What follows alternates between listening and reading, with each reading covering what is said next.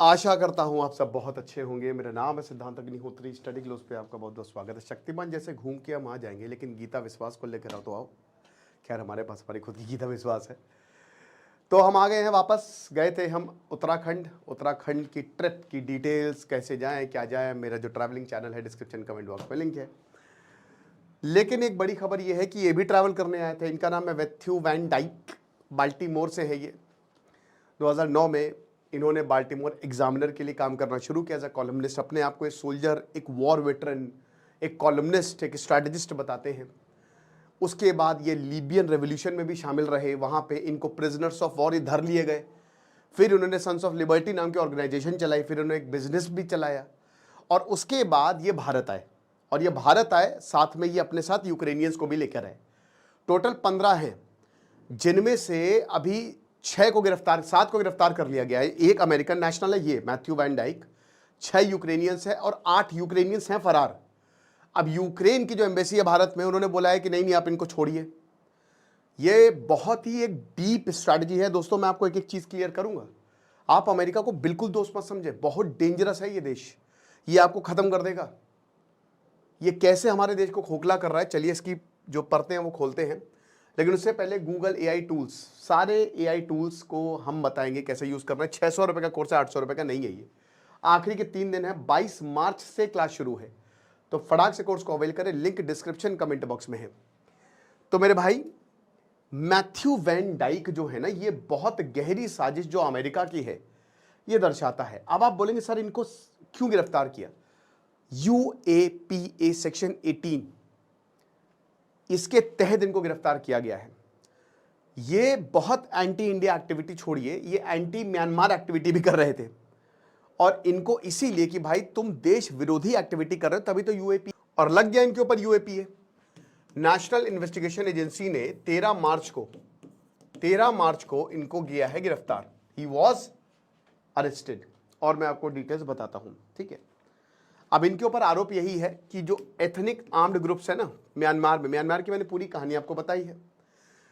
देखिए, म्यांमार में क्या हुआ कि जब म्यांमार ब्रिटेन से आज़ादी मिली, तो भैया जो आंग सान सू की के पिताजी थे, उन्होंने बोला कि डेमोक्रेसी आनी चाहिए, बट आर्मी ने ठोक पीट कर बराबर कर दिया। तो जुंटा, बेसिकली जुंटा क्या होता है ना, देखिए जो मिलिट्री है वो अपनी पार्टी बनाती है, मिलिट्री रूल्ड पार्टी, उसे को जुंटा कहते हैं। तो उन्हीं का रूल अब वो लंबे समय तक चला। आंग सान सू की फिर भारत से पढ़ के, ब्रिटेन से पढ़ के वापस बर्मा गई। तो 8888 अपराइजिंग हुआ 8 सितंबर 1988 को। अब इसमें आंग सान सू की ने डेमोक्रेसी के लिए गजब प्रोटेस्ट किए, बट सबको अगेन तांग तोड़ के अंदर कर दिया। उसके बाद 20 साल तक, 20 ईयर्स, मतलब बहुत लंबे समय तक यहां पे डेमोक्रेसी, जब से बर्मा बना है, मतलब म्यांमार आया है, तब से वहां पे मिलिट्री का ही शासन है। फिर फाइनली 2007 में अमेरिका ने प्रेशर बनाया और आंग सान सू की को छुड़वाया। नोबेल पीस प्राइज भी उनको मिला। और उसके बाद आंग सान सू की आई, इनकी जो पार्टी थी।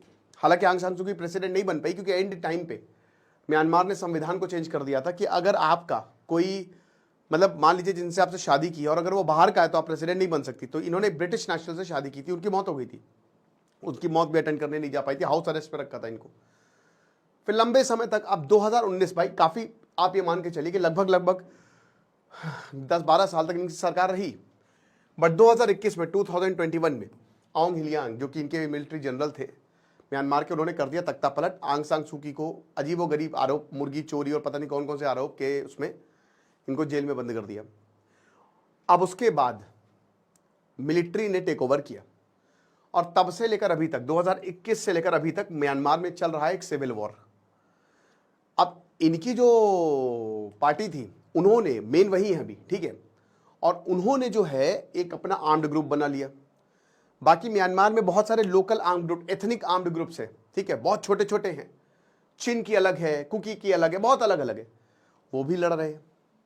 बट प्रॉब्लम क्या, प्रॉब्लम पता है क्या है? जो मणिपुर में दिक्कतें हुई है ना, वो भी म्यांमार से आप रिलेट करिए। और उसका पापा है अमेरिका, ठीक है। अमेरिका जो है नॉर्थ ईस्ट में आज से नहीं, बहुत लंबे समय से अनस्टेबिलिटी फैला रहा है। इनका पैटर्न सिंपल होता है, किसी को पकड़ो, अमेरिकन सोल्जर को या जासूस को, उसके बाद पहले सोल्जर बनाओ, उसको बारीकी सिखाओ, फिर उसको रिटायर करवाओ, फिर उसका खुलवा दो बिजनेस, या फिर कॉलमनिस्ट बनवा दो, या फिर कोई मीडिया पर्सन बनवा दो। या फिर टूरिस्ट भी बन सकता है। तो भारत में टूरिस्ट वीजा, भारत बहुत ही वल्नरेबल देश है यार। भारत, अगर आपको असली में डेमोक्रेसी चाहिए ना तो भारत में आइए।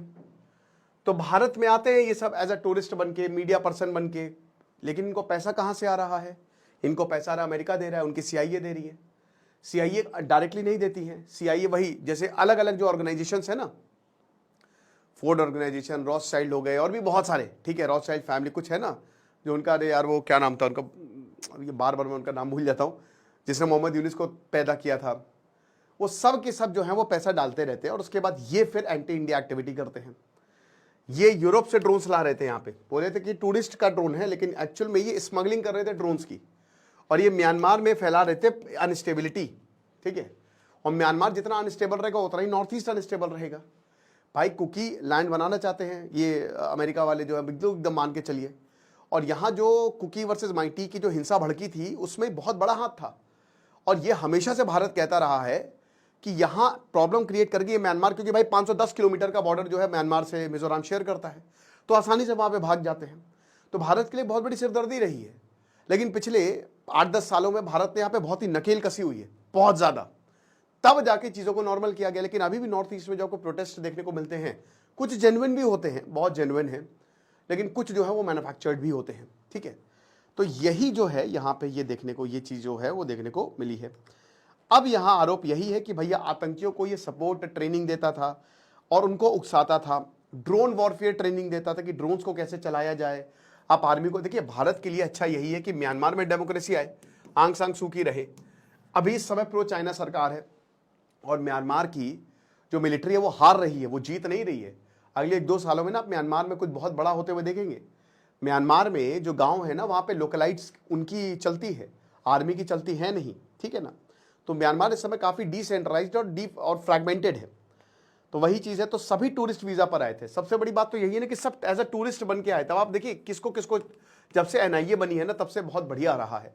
पर खैर कम्युनिटी का भी बहुत बड़ा योगदान, अगर वो कुछ ऐसा सस्पिशियस देखते हैं ना, ये भारत में बहुत अच्छी बात है कि लोग अगर कुछ भी सस्पिशियस देखते हैं वो तुरंत रिपोर्ट करते हैं, ठीक है। उसके बाद फिर ये आसाम से मिजोरम गए, पहले ही आसाम गए, पहले भारत से यहाँ आए भाई, दिल्ली में आए होंगे, जहाँ पे भी आए होंगे, फिर आसाम गेटवे है, उसके बाद वहाँ से जाएंगे मिजोरम। और मिजोरम जैसे मैंने बताया 510 किलोमीटर का बॉर्डर है, आप आसानी से क्रॉस कर सकते हैं। और वहाँ पे आर्म्ड ग्रुप की ट्रेनिंग दी और उसके बाद ड्रोन चलाना, हथियार इस्तेमाल करना सिखाया। तो जाहिर सी बात है इसमें सीआईए इन्वॉल्व है। अब सीआईए देखिए, अभी सीआईए अमेरिकन सरकार ने कुछ नहीं बोला, उन्होंने बोला कि देखिए बहुत ही कॉन्फिडेंशियल है, तो हम ज़्यादा कुछ इस पर पत्ते नहीं खोलना चाहते हैं। तो ये हमारी भारत से बात चल रही है, लेकिन भारत के लिए बहुत ज़्यादा खतरा है, क्योंकि भारत के जितने भी जो भारत को अलग करना चाहते हैं, या जो नागालैंड हो गया, मिजोरम हो गया, मणिपुर हो गया, आसाम हो गया, इतने लंबे समय से जो खूनी इतिहास रहा है ना, ये उनको सपोर्ट करते हैं, ठीक है ना। ये प्रॉपर तरीके से देखिए, अगर आप पैसा रोक दे, फंडिंग रोक दे, ठीक है, तो कोई भी विद्रोह चल ही नहीं सकता, सब पैसे से ही चलता है, ठीक है। बट यही तो बात है, इसको रोकना बड़ा मुश्किल होता है। ये ब्लैक मनी जो है या फिर जो अलग तरीके से पैसा आता है, बड़ा डेंजरस है। अब आपको नहीं पता कि भाई कोई इंसान स्टेशन से उतर रहा है, वो सीधा जा रहा है नॉर्थ ईस्ट, कह रहा है कि नहीं हम तो, अब फॉरेनर है तो फॉरेनर्स के ऊपर वैसे भी शक नहीं जाता, ठीक है। और भारत में तो चीज़ें बड़ी तेजी से वायरल भी हो जाती है कि भाई फॉरेनर से आप ऐसा करो, करना भी नहीं चाहिए, सिविक सेंस होना चाहिए भारत में, ये चीज़ है।